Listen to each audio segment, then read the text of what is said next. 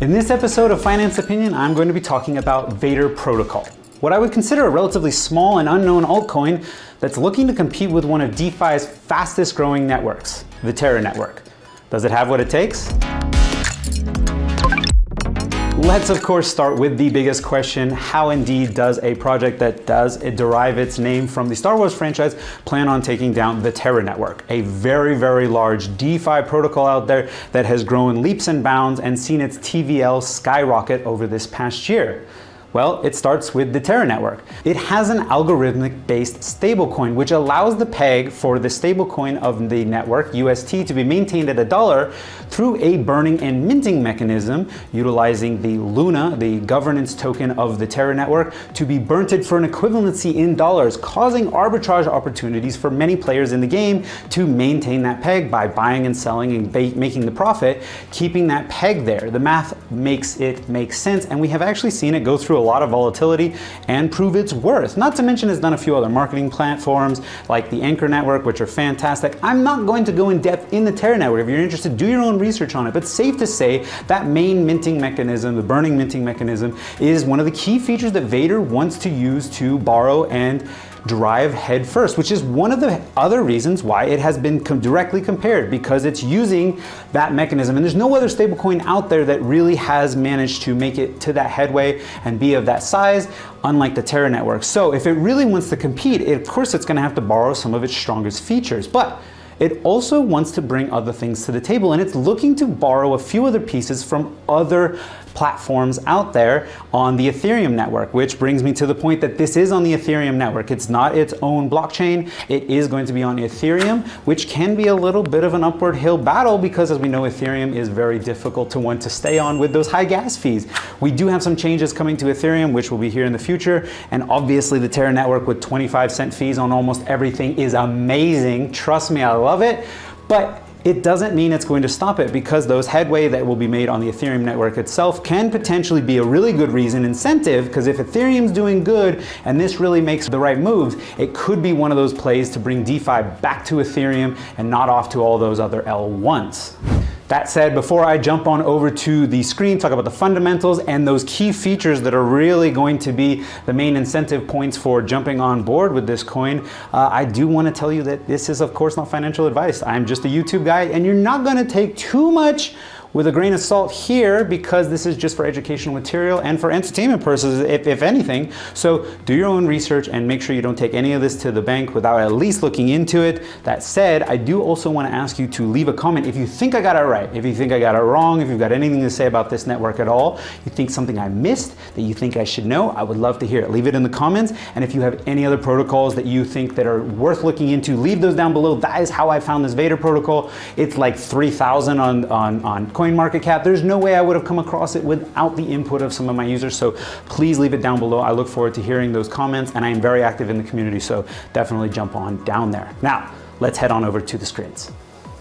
I wanted to talk about the key features. This is where I want to start here. Those few other features that it's looking to add from those other networks to bring to the table that really it thinks will make it a better and more trusted network than the Terra network, because this is going to be a huge one for them to try and pull market share, catch up, and justify people leaving what's working and is being further developed into the future. So let's look at those major features first. So really we're starting here in the white paper, and the major features are right up here at the top. So we've already talked about one, which is the minting mechanism, and you can see a visual right here, freeze frame on this if you want to check it out. I'm not going to talk about it. It's pretty straightforward once you start to understand it, same as Terra's. But it's these next few pieces that they're looking to add in, and you can kind of think of it as four main features. If I click on this portion here, you can see that they've borrowed, and they've been very transparent about where they've borrowed them from. Thorchain, Olympus Vow, and Terra, they're actually making them very straightforward. AMM is standard, that's a Uniswap sort of thing where we're aware of what those are. But it's the continuous liquidity pools, which to my understanding, what I've researched, it's just a liquidity pool. The C stands for nothing. I think it's just marketing, but it's via these slip-based fees. So they're using the standard marketing mechanism or the liquidity pool mechanism, but they're going to have a slip-based fee, which causes the fees to change in proportion to the liquidity you're requesting. So if you are requesting to remove more liquidity, i.e. sell a certain amount of tokens, you're going to pay a higher fee. So it's going to incentivize people to do it in smaller chunks, therefore slowing down the liquidation process. So that's the first thing they're thinking will be one of the major reasons that'll bring more trust to their project, therefore causing you to want to leave something that just has one mechanism. It has the burn mint mechanism, that's the Terra network. They also want to incorporate an impermanent loss protection. Now this they borrowed from the Thor chain. Permanent loss protection is interesting. I've never seen this before. I haven't done a thing on Thor chain. So it's actually got a vesting schedule of 100 days. It's linear, so at 50 days it would be 50%. But let's say you put in $1,000. If the one side of that liquidity pool goes down and you're going to have underneath, if you were up to 100 days in there, you could pull out the $1,000, even though the impermanent loss had brought you down. If you were only in there 50 days, you would have, I believe, a split of 50%, the difference between those two. It's basically like an insurance that you get vested if you wait in for 100 days. So that's a cool feature, no doubt, and that's going to be incentive for people to maintain their coins on the protocol for up to 100 days because they avoid all impermanent loss. It's an insurance policy, right?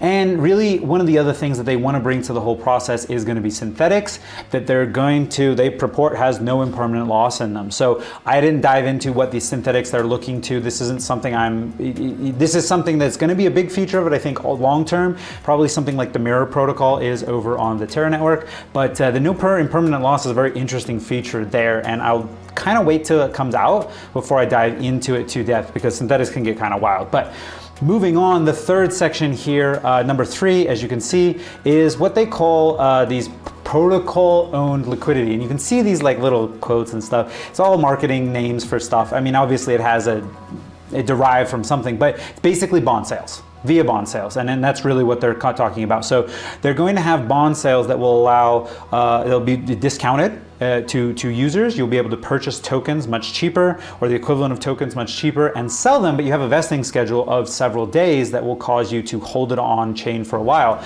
And those bonds, I believe, will be part of the tokenomics we'll look at next, which will be part of the incentives to maintain liquidity in the entire project. And really, we're talking about this whole thing, what's going to separate them.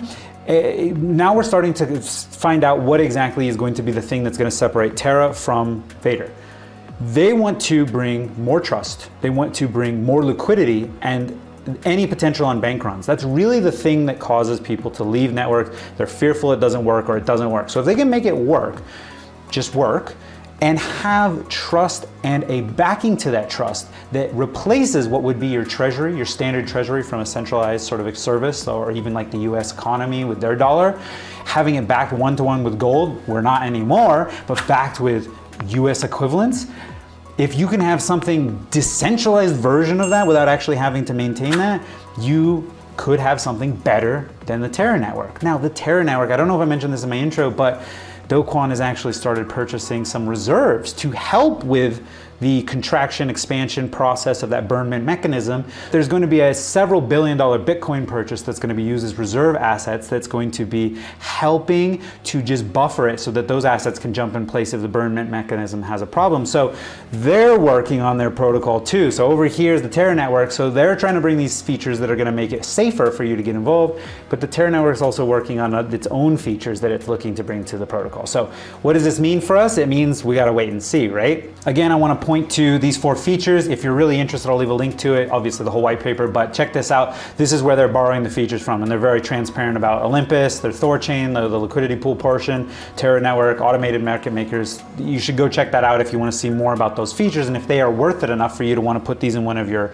bags. From there, as I had said, let's look at the tokenomics real quick because I think it is portioned off of it. This is where some of those bond sales, I think the liquidity for those bond sales to be discounted, sold, is going to be coming from. Now, the vesting we have, and you can see the very small sections of pie. 50%, we're going to go check out the holders of the tokens on ETHScan, but you can actually see that that's a portion of it. That's one of the wallets already out there as a smart contract, which is good to see, but it's a small amount. But the thing is that this team allocation, 10%, it's got a 2-year vesting schedule, linear from day one.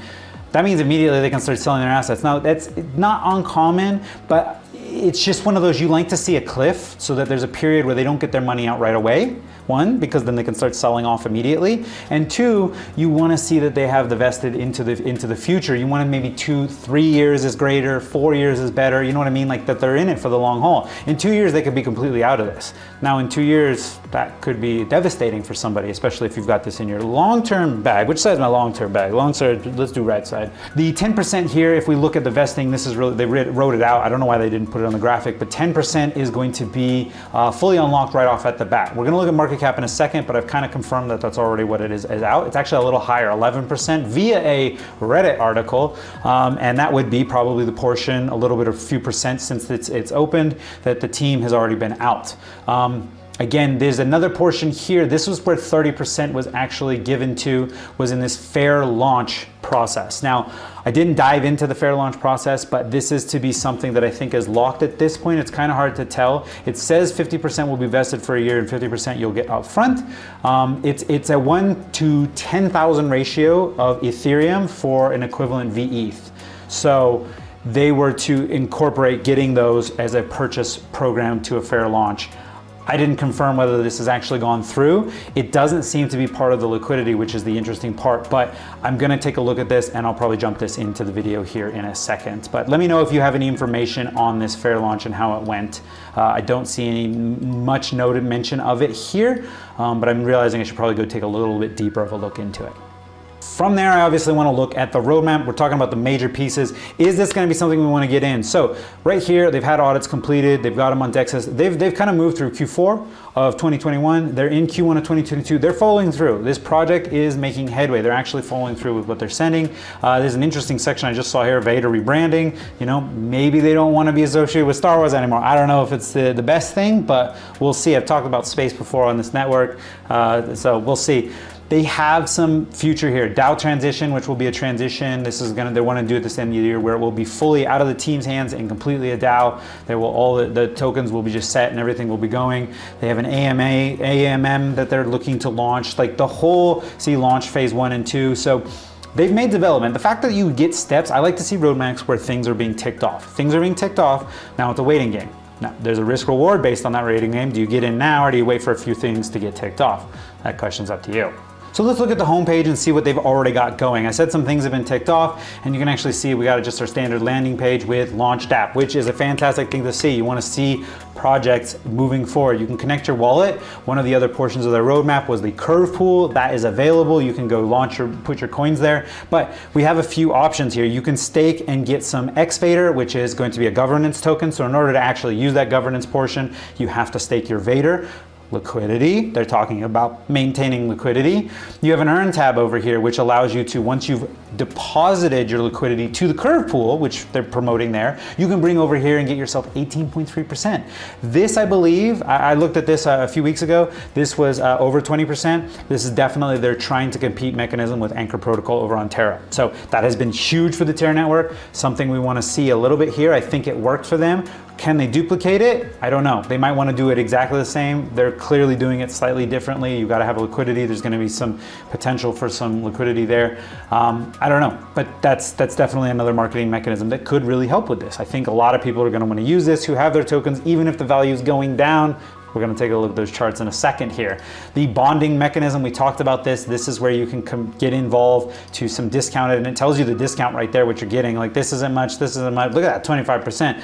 But it's sold out. You actually can't get in. Oh, they actually allow you to get some now. As of a few minutes ago, this was sold out. So there's three in out of 150. So this just unlocked. We're seeing this actually on it. So you can get involved and actually purchase some bonds ahead of time. You've got to put your ETH, that's your VETH. You're going to go ahead and put that in, and that's what you're going to get in return. So you'll get 50% up front, and then another percent, get another section later in a year. So this is interesting to be getting into these bonds. Wow, I didn't realize they'd actually opened them up. Interesting. Have they opened up all of them? No, that one's sold out. Okay, so the first one's sold out. All right, interesting. So they already have their burn mechanism running. They've got it. I believe it's one-sided right now. I read that somewhere. It could be both ways, but that's definitely on their roadmap, is to make it both ways. I think it's only to USDV. They do have select token here. I just haven't connected my wallet, so I can't see if they have both available. But This goes back to they have progress. We're seeing it. They actually have some ways to maintain, get more liquidity, maintain the entire usage for people. And really what we're looking for now is going to be more utility behind the token, or just more ways to actually get people involved into it. I know there's some partnerships that are looking to get into the network. It's in Ethereum. We're talking about Solidity programmers, so this shouldn't be a terribly hard thing, but we have things moving forward. This is the perfect time now to jump over to the charts where I usually like to start, but let's take a look. Does this all make sense, right? So what we've looked at, all those incentives, does this paint a picture for what the market cap and the price we're about to look at? We're looking at a fraction of a cent. That's low. I've talked about this before. I love seeing those prices just because people who don't understand market cap they think it's a steal and they want to jump in throwing all their money in, which is good for us. That said, has it been great for the price action? This is the all I like to tab out and look at over its huge history. It hasn't got a huge history. It's actually got a very short one. I give them a grain of salt. Anything that started pre-bull run here this year, or the previous end of last year, anything that came out just before that thing took off, and it really has seen the other side of it, and we didn't have any potential to see what it was going to make out of it. But I think there was some speculation here, and I think a lot of people honestly got burned at this because they was talking about ETH, or it was talking about Terra killer. I think a lot of people purchased right up here, and you can see our peak was at about 12, 13 cents. We're now sitting in a fraction of a cent. So there's a lot of money that has been lost. Let's do a quick math. That's a 17x loss. Like, that's a massive losses. If you put in $1,000, I just did the math real quick, you'd have 58 bucks left. So that was brutal if you bought at the top. So case in point, altcoins are risky. Be careful what you're getting involved with. Okay, this brings me right on over to the market cap, where we got the little asterisk, so we need to keep an eye on what that actually means. They're saying a self-reported circulating supply of about 4.2 billion. Did the math real quick, and it actually looks like about 16%. Which could make sense. There should have been 10% unlocked at the original. You've had some VETH rewards probably being sold out as bonds for liquidity, and you've got some portions of the teams vesting already happening, which should have started on a linear schedule right from the beginning. So this could be correct. It would be nice to get this verified. So at the fully diluted market cap at 174 million, we're really talking about a low-end coin here. We're at the price it is. Like, we're talking about a potential killer to Terra network, which is valued, TVL right now is like 16 billion, something dumb. So with this particular one, because we have so many variables here, I mean, what I really want to point to, instead of giving maybe like a price prediction on this particular coin, is, so I really just want to talk about the fact that the Terra network is currently at 17 billion. So I did just take a look, currently 17 billion TVL on the Terra network, and that's a big difference from here. Now we're looking at 174 million. So for it to grow up to that potential, you getting a, having a 6 cents value, let's do the math. So 17 billion divided by 174. So how many X would that be to go up from here? That would be one of these 100X gains, honestly. So that's a big one. So we hear all these YouTubers, we see all these people talking about 100X gains. This is one of those opportunities. If this was to get market share, pick up, and start running towards Terra with these features, if it actually made headway and took off, this is a 100X gain, because we've seen that Terra is continuing to grow, right? Let's say it continues to grow into 30 billion, 40 billion, like as the entire TVL of the asset market class goes up from 2 trillion to 5 trillion over the next few years. This will have enough market share to take up, even if it was to do well. Let's say it has a place for both of them and it picks up some of that and goes to 16. That's 100X. So if this thing is around in 4 or 5 years, picking up TVL, I'm gonna say that that has that potential to 30, 40, 50X. Hands down, not only that, making it 100X if it can actually match what Terra is doing right now. So that is a really bold claim, but it is not all gravy. It's not all roses for this project, because there are a few cons that are keeping it at the back. I've kind of mentioned through a few of the things is Terra network's already running. They're going. We have to bring some people off that particular chain and come on over to this protocol once the project's up and running, not right now, but in the future. So we need to see, not only they need to have flawless implementation, they need to grow as fast as they can. And then once they get to that point, they need to start taking people from something that already works.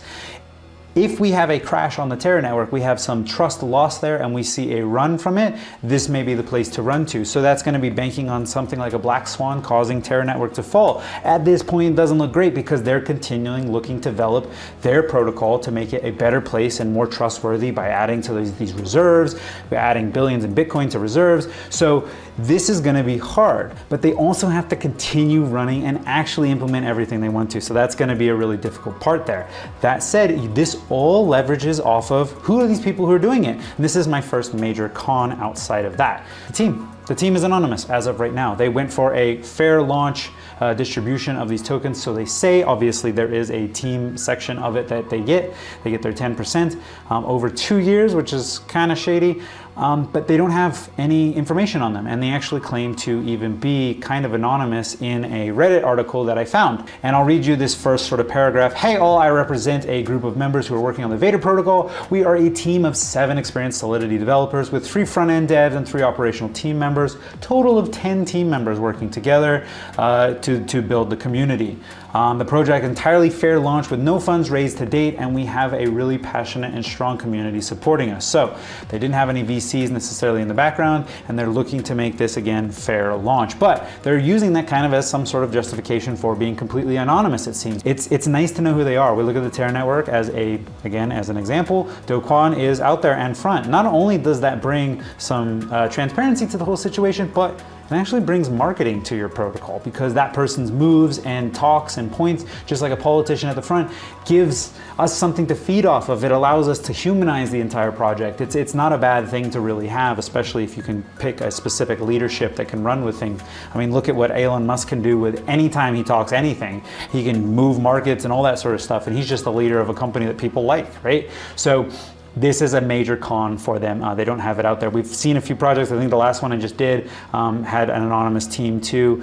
And you look for project, and the one thing I'll say, you do look for what makes up for it: progress. Progress, we see smart contracts, they're locked up. We can look real quick, look at the ETH scan, look at all these icons on the left-hand side showing smart contracts. These coins are locked up in what could be, just contracts as they have shown on the tokenomics. We see the 50%, the 20%. This is probably, this is the team's linear vesting, which is interesting that it's higher. Linear vesting of what? So this is the VETH section of it at 20%. This would have to be out of, so we've already seen about 8% probably come out of that section. I'm not 100% sure where they are, and that's part of the problem. We can go dive into the contracts of it, but that's not in the scope of this. It's just something for you to know about before you go ahead and put money into this entire token. There was one other thing that it kind of gave me a little bit of a side note. There was partnerships that they were heavily shilling on their Twitter profile, and they came across as being part of dropping some NFTs in the future here. And this is the team group that they were working with that you see many Twitter articles, and they point to was Warped.io, a group that was looking to start. They had a very small social profile at the time of that project proposal, and this is where it has ended. So this is another one of those partnerships that really went nowhere, and not to mention they completely off the face of the map. So here's another one of those cons kind of going into okay, development team, partnerships, those are the things we're going to be looking for to see this go through. So I'm not 100% sure on that. It is a major con, something you want to consider before putting any money into these bags. But I think there's, again, these couple of questions you want to consider, just like you think about long and short. Where do you put this? If we're headed for a bear market, just like any altcoin, this thing is going to follow the king, and it's going to do as he does. If you want to put a short play on this and try and capture some of those 30x gains, 40, 50x gains, which it could easily get back to at 12 cents, you got to be careful, because if we go into a bear market, you're going to lose even heavier. And as I showed you, $1,000 had it been invested at the top of 13 cents, it'd be worth $58 right now. That would be devastating. So it could go even further. If anything, I consider this more of a long-term hold. This project has the potential, if it implements everything as it wants to. I'm a little fearful about the name, the marketing. I like to see rebranding on the roadmap. It's on there. We need to see progress. I think we need to see a little bit of progress. And I think what this does leverage is the fact that through this bear market, if we do go into a heavy bear market, this coin will go even cheaper and really incentivize you to get involved if we see progress. So keep an eye on the progress. Throw this on your watch list. Just keep an eye on what's going on because they've got a big claim, and I've seen other projects like this before. One's going after like Gala Games, huge gaming gamify protocol out there, project out there that's had some little ones chasing after it, and big claims, you know, keep an eye on them. Let's see what they do. And if they make headway, that might be worthwhile getting involved at that point. Also taking into consideration some of the negative sides of it too. So this turned into a little bit longer than I wanted to. I wanted to make this a video that really just outlines some of the points that it's looking to bring to the table so it can bring down the Terra network. Is that gonna be the case? I don't know. Let me know in the comments what it is I might have missed off this. If you have any information on the team, and if you have anything else to chime in with, I'd love to know this information. This is a huge point for me in the community, so please leave those down below.